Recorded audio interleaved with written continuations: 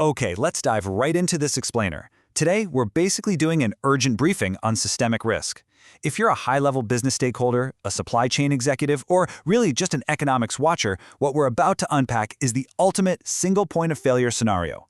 We are examining the cascading economic and industrial fallout of a mega dam failure, specifically focusing on the data surrounding the Three Gorges Dam. Now, I want you to just picture this number for a second. 22,500. That's the megawatts of power generated by the world's absolute most productive hydroelectric facility.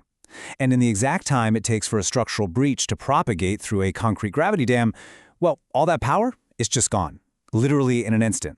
32 massive turbines, each capable of generating 700 megawatts, just stop spinning. So, what does 22,500 megawatts actually look like in the real world? Well, it translates directly to another huge number, 80 million. We're talking 80 million homes, factories, and data centers plunged into total darkness in a matter of seconds.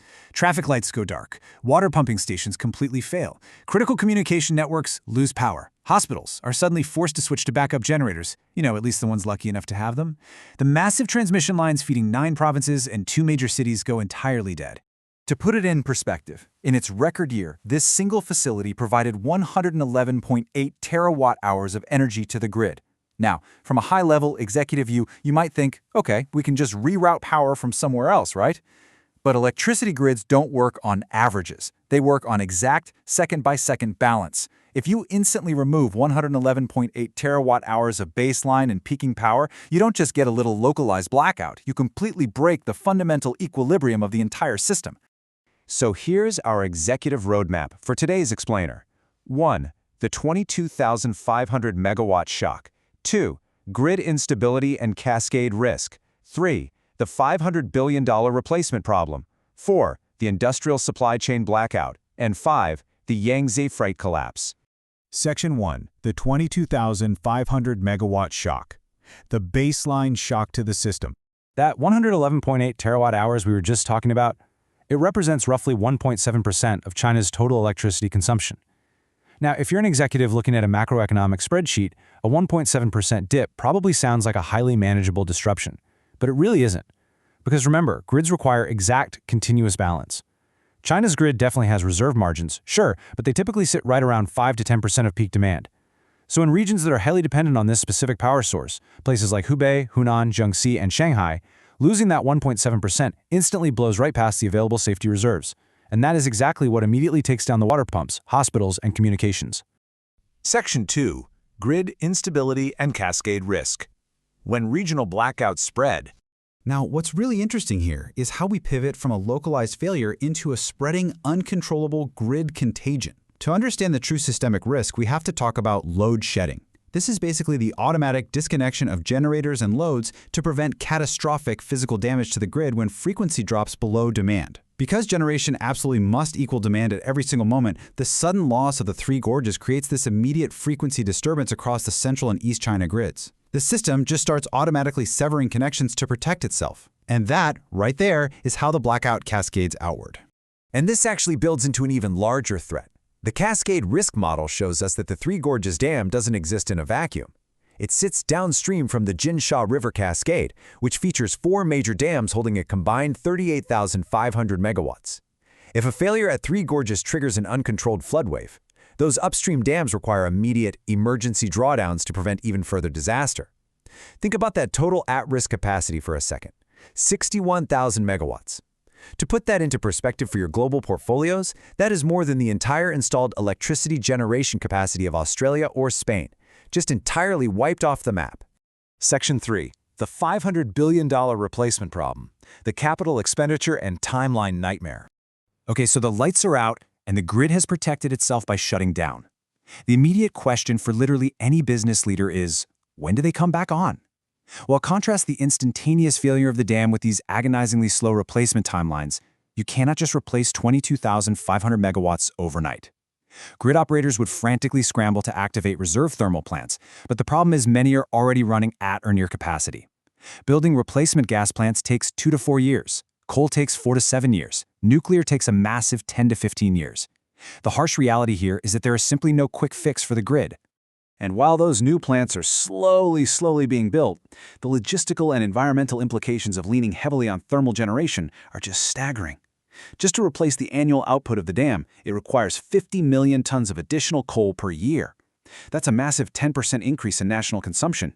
It generates an extra 120 million tons of CO2 annually, completely reversing years of clean energy investments. And, crucially for operating margins everywhere, it adds $5 to $10 billion in replacement power costs every single year. So the absolutely crucial point is this ultimate bottom line. Replacing this lost power over the expected remaining lifetime of the dam could cost up to $500 billion. That is $500 billion in unplanned capital expenditure simply to claw your way back to the baseline energy capacity you had yesterday. Section 4.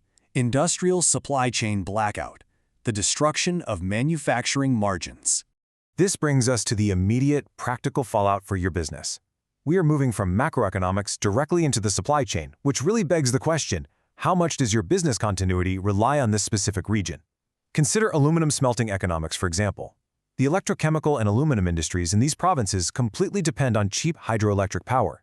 Producing just 1 ton of aluminum takes about 15,000 kilowatt-hours. Under cheap hydro pricing, that's highly profitable. But under expensive, coal-fired replacement pricing, massive energy costs render many of these smelters instantly uneconomical. Since China is the world's largest aluminum producer, losing this power immediately drives up global production costs for literally everything, from the beverage cans sitting on your desk to the aircraft in your commercial fleets.